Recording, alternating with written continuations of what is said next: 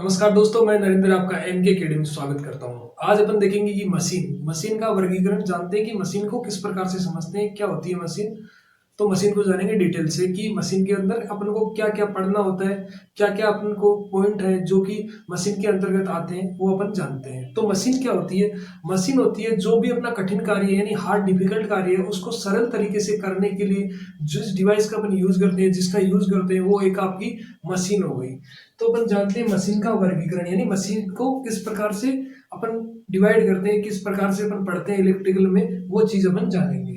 तो वैद्युतिक मशीन यानी electrical machine है, वो आपकी कितने प्रकार की होती है, अपन किस प्रकार से उसको डिफाइन करेंगे सरल तरीके से, किस प्रकार से इनको पढ़ेंगे।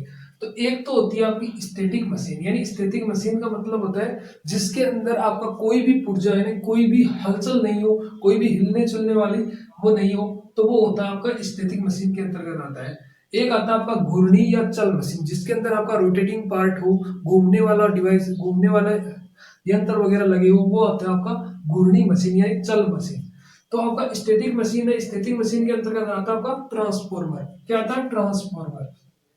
फिर अपन घूर्णी या चल मशीन के अंतर्गत आपकी ये दो प्रकार की होती है। एक होती है आपकी एसी मशीन, अल्टरनेटिंग करंट में जो कार्य करती है मशीन, वो होती है आपकी एसी मशीन। एक होती है आपकी डीसी मशीन जो कि आपका डायरेक्ट करंट पे कार्य करती है, वो होती है आपकी डीसी मशीन। तो फिर डीसी मशीन को दो प्रकार से जान डीसी मशीन के अंतर्गत दो भागों में डिवाइड करते हैं। एक होता है आपका डीसी जनरेटर, एक होता है आपका डीसी मोटर। जनरेटर है ये आपका डीसी पैदा करता है, मोटर है ये आपका इलेक्ट्रिकल टू मैकेनिकल में कन्वर्ट करता है। और इसको इनको डिटेल से जानेंगे, डीसी जनरेटर और डीसी मोटर। फिर जानेंगे एसी मशीन के अंतर्गत कौन कौन सी मशीनें हैं वो अपन को पढ़नी है। तो एसी मशीन के अंतर्गत आता है आपका अल्टरनेटर और एसी मोटर। तो अल्टरनेटर और एसी मोटर, अल्टरनेटर क्या करता है? एसी को उत्पन्न करता है, एसी को पैदा करता है। और ये क्या करता है? ये एसी को, एसी के द्वारा चलती है यानी एसी के द्वारा अपन को घूमती है। जब एसी देते हैं तो मोटर का क्या कार्य होता है? जब इलेक्ट्रिकल एसी लेती है और इसका रोटेटिंग यानी में यांत्रिक ऊर्जा में कन्वर्ट करती है। इलेक्ट्रिकल को, एसी इलेक्ट्रिकल को यांत्रिक ऊर्जा में कन्वर्ट करती है। तो अब जानते हैं एसी मोटर को कितने प्रकार से डिवाइड करते हैं, कितने भागों में बांटा जाता है। तो एसी मोटर होती है, वो होती है आपकी, एक होती है सिंगल फेज मोटर, एक होती है आपकी थ्री फेज मोटर। तो सिंगल फेज मोटर के अंतर्गत कौन सी मोटर आती है? एक आती है आपकी split phase induction motor, split phase आपकी सिंगल फेज मोटर। फिर दो नंबर पे आती है आपकी कैपेसिटर मोटर। फिर तीन नंबर पे आती है आपकी शेडेड पोल मोटर। और चार नंबर पे आपकी यूनिवर्सल मोटर। और एक आती है आपकी रिपल्सन मोटर, एक आती है आपकी स्लिप रिंग मोटर। ये आती है आपकी सिंगल फेज मोटर। अब थ्री फेज मोटर के अंतर्गत कौन कौन सी मोटर है जिसको आपको पढ़ना है? तो वो होती है आपकी, एक तो होती है स्क्विरल केज इंडक्शन मोटर, एक होती है आपकी स्लिप रिंग इंडक्शन मोटर, एक होती है आपकी कम्यूटेटर मोटर, एक होती है आपकी सिंक्रोनस मोटर। ये आती है आपकी थ्री फेज मोटर के अंतर्गत। तो अपन को यह हो गया आपका इलेक्ट्रिकल मशीन का वर्गीकरण। तो इसके अंतर्गत अपन को कौन कौन सा चैप्टर है जो कि अपन को पढ़ना है, मशीन के अंतर्गत कौन कौन सा चैप्टर आता है वो अपन देखते हैं। एक तो अपना चैप्टर बनता है ट्रांसफॉर्मर, यहां से अपन बनता है, एक तो बनता है ट्रांसफॉर्मर, एक बनता है आपका अल्टरनेटर, एक बनता है आपका अल्टरनेटर, एक बनता है आपका एसी मोटर। एसी मोटर नहीं, एसी मोटर के अंदर अलग अलग चैप्टर बनते हैं। एक बनता है आपका सिंगल फेज मोटर का चैप्टर बनता है, ये पूरा चैप्टर बनता है। एक बनता है आपका थ्री फेज मोटर का, एक बनता है आपका थ्री फेज मोटर का, एक बनता है, एक चैप्टर बनता है आपका डीसी जनरेटर का, और एक बनता है आपका डीसी मोटर का। इसके अंदर कितने चैप्टर हो गए? Transformer, alternator, single phase motor, three phase motor, DC generator और डीसी मोटर। ये हो गया आपके मशीन के चैप्टर। तो अपन ने क्या किया अभी इस भाग के अंदर, अपन ने क्या किया इसके अंदर, आप एसी मोटर की क्लासिफिकेशन देख लिया, थ्री फेज मोटर का, सिंगल फेज का देख लिया और थ्री फेज का देख लिया। अपन को क्या देखना है? अब देखना अपन को, एक तो देखना है ट्रांसफॉर्मर का वर्गीकरण कि ट्रांसफॉर्मर कितने प्रकार के होते हैं। एक देखना अपन को डीसी जनरेटर के, कि डीसी जनरेटर के अंदर कौन कौन सी जनरेटर है वो अपन को पढ़ना है। फिर अपन को डीसी मोटर का वर्गीकरण। तो इन तीनों का वर्गीकरण और करेंगे। इसका स्क्रीनशॉट ले लो, इसको नोट करो।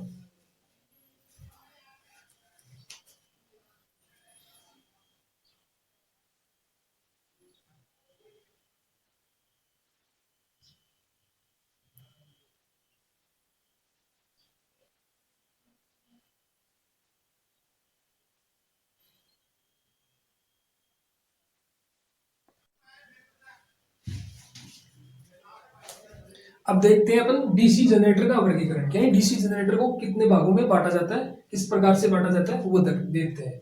डीसी जनरेटर के अंदर कितने प्रकार के जनरेटर होते हैं जो कि अपन को पढ़ने होते हैं। तो डीसी डीसी जनरेटर को पहले अपन प्राइम वर्क, एक तो होता है आपका प्राइम वर्क के आधार पर वर्गीकरण, एक होता है आपका उत्तेजना यानी एक्साइटेशन के आधार पे अपन वर्गीकरण करते हैं। इसको दो भागों में, एक तो प्राइम वर्क है, एक आपके एक्साइटेशन यानी उत्तेजना प्रणाली के आधार पे डिवाइड करते हैं। तो अपना प्राइम वर्क के आधार पर ये तीन प्रकार के होते हैं। एक तो होता है आपका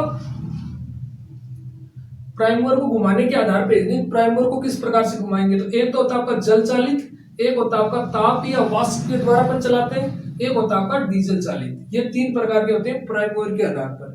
फिर जानते हैं एक्साइटेशन यानी उत्तेजना के आधार पर कितने प्रकार के होते हैं। तो एक्साइटेशन के आधार पर भी दो प्रकार के होते हैं। एक तो होता है आपका स्व उत्तेजित यानी सेल्फ एक्साइटेड, एक होता है आपका पृथक उत्तेजित। पृथक उत्तेजित यानी बाहर से कोई बैटरी सोर्स वगैरह लगा के आपकी फील्ड वाइंडिंग को एक्साइटेशन किया जाता है, यानी उत्तेजना बाहर से अलग से सप्लाई देके पृथक उत्तेजित किया जाता है, अलग से सप्लाई देके उत्तेजित किया जाता है। एक होती है आपकी सेल्फ एक्साइटेड यानी स्व उत्तेजित। तो स्व उत्तेजित होता है वो फिर से आपका दो प्रकार का होता है। एक तो होता है आपका विद्युत चुंबकीय यानी इलेक्ट्रिकल मैग्नेट के आधार पे, एक होता है आपका परमानेंट मैग्नेट यानी स्थायी चुंबक के आधार पे।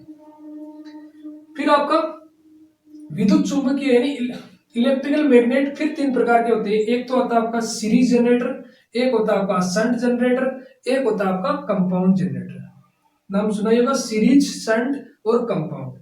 फिर कंपाउंड आता है, फिर आपका दो प्रकार से डिवाइड हो जाता है। तो वो होता है आपका, एक तो होता है लॉन्ग शंट कंपाउंड, एक होता है आपका short shunt compound. Long shunt और शॉर्ट शंट कंपाउंड। फिर आपका लॉन्ग शंट फिर से दो भागों में डिवाइड हो जाता है। एक तो होता है आपका कम्युलेटिव कंपाउंड जनरेटर, एक होता है आपका डिफरेंशियल कंपाउंड जनरेटर। फिर कम्युलेटिव फिर आपका तीन भागों में डिवाइड हो जाता है। एक होता है आपका ओवर कंपाउंड जनरेटर, एक होता है आपका लेवल कंपाउंड जनरेटर, एक होता है आपका अंडर कंपाउंड जनरेटर। तो ये तीन भागों में डिवाइड हो जाता है कम्युलेटिव कंपाउंड जनरेटर। तो ये हो गया आपका डीसी जनरेटर का फुल वर्गीकरण की कितने प्रकार के डीसी जनरेटर होते हैं और कौन कौन से अपन को पढ़ने होते हैं, कि कौन कौन से बिंदु से अपने क्वेश्चन आते हैं वो अपन देखेंगे। कि डीसी सीरीज शंट कंपाउंड अपन यही पढ़ते हैं, लेकिन ये किस प्रकार से डिवाइड होते हैं, एक सिस्टमेटिक तरीके से डिवाइड होते हैं, वो आपको सारणी आपको एक जगह मिल रही है। इसका स्क्रीनशॉट ले लो और इसको नोट कर लो।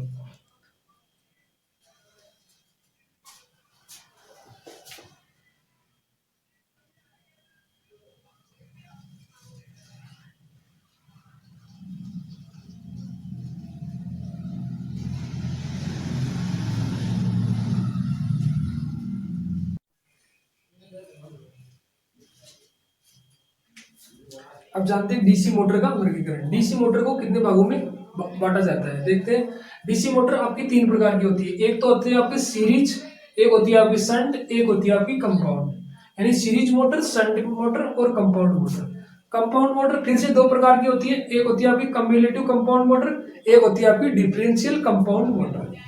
फिर आपकी कम्युलेटिव कंपाउंड मोटर दो प्रकार की होती है और डिफरेंशियल कंपाउंड मोटर दो प्रकार की होती है। यानी कम्युलेटिव होती है वो होती है आपकी लॉन्ग शंट और शॉर्ट शंट, और डिफरेंशियल भी होती है आपकी लॉन्ग शंट और शॉर्ट शंट। यानी दोनों, एक तो होती है लॉन्ग शंट, एक होती है शॉर्ट शंट। ये कम्युलेटिव मोटर होती है long shunt cumulative compound motor, एक होती है short shunt cumulative compound motor. ये होती है कम्युलेटिव कंपाउंड मोटर दो प्रकार के। फिर differential compound motor, long shunt differential compound motor और short shunt differential compound motor, ये भी होती है डिफरेंशियल कंपाउंड मोटर दो प्रकार की होती है। तो ये हो गया आपका डीसी मोटर का वर्गीकरण। इसका स्क्रीनशॉट आप ले लो।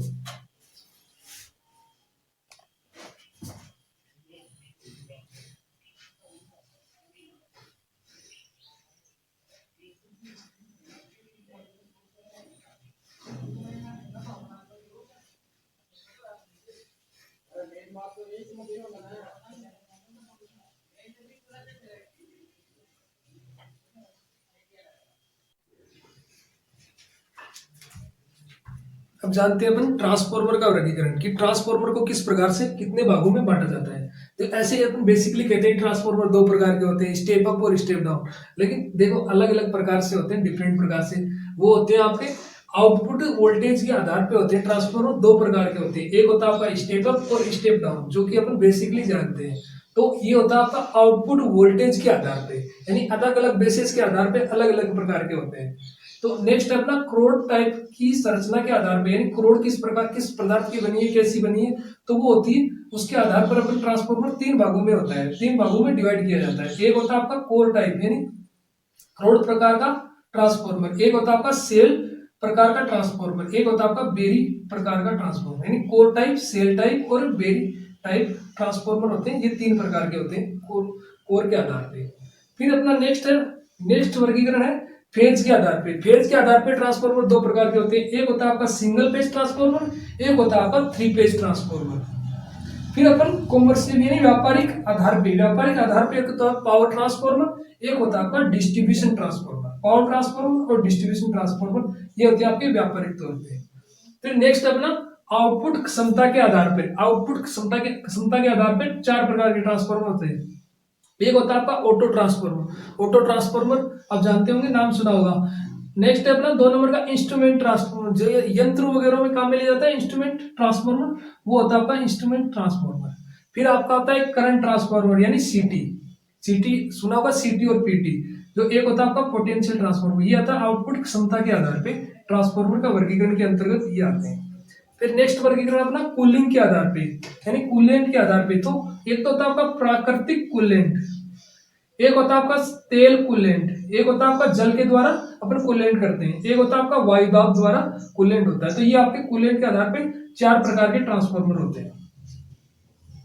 फिर अपन देखते हैं स्थापना के आधार पे, स्थापना यानी अंदर रखते हैं या बाहर रखते हैं। तो एक तो होता है आपका इंडोर ट्रांसफॉर्मर, एक होता है आपका आउटडोर ट्रांसफॉर्मर। जो इंडोर यानी दरवाजे के अंदर और दरवाजे के बाहर हो तो वो होता है आपका स्थापना के स्तर के आधार पे। तो ये हो गया आपके ट्रांसफॉर्मर का फुल वर्गीकरण कि कितने प्रकार के ट्रांसफॉर्मर होते हैं, किस किस आधार पे होते हैं, इनका डिटेल वाइज इसका स्क्रीनशॉट ले लो।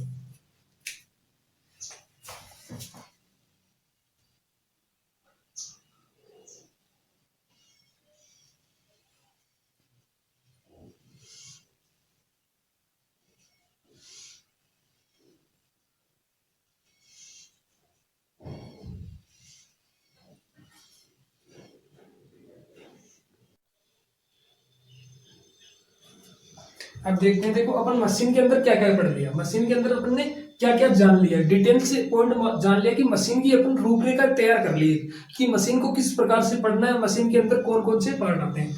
तो अपन देखते हैं अब चैप्टर वाइज की कौन कौन से चैप्टर की मशीन के अंतर्गत अपन को पढ़ने, उसके अंतर्गत सारे टॉपिक आ जाएंगे।